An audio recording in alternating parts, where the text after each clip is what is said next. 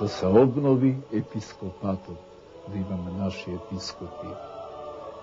И тој претрпе големи удари од страна на Српската црква, но обстоја и остави многу.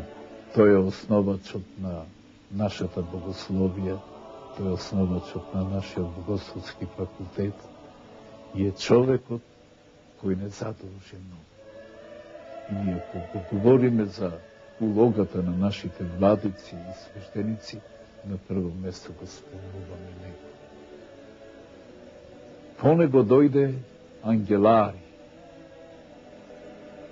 Човек не со високо богословско образование, но со голема ревност. И за време на своето архиепископување, тој постигна многу.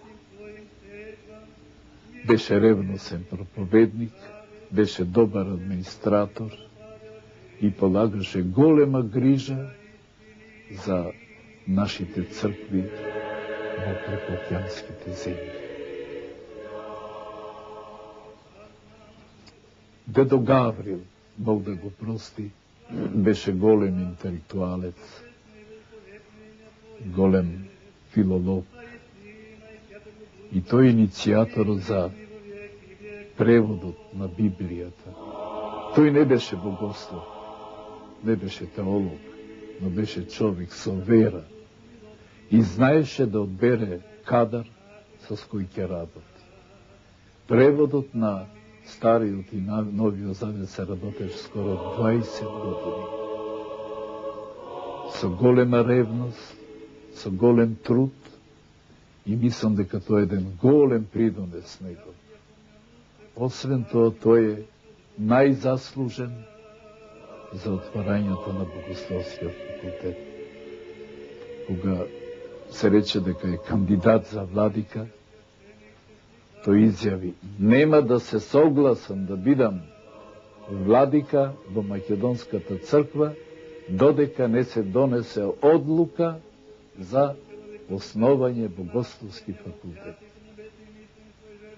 И тој беше првиот декан на факултетот и покажа голема ревност и сметам дека е најзаслужен за тоа. Дедо Гаврил беше и голем градител. За негово време се изгради соборната црква, доизгради.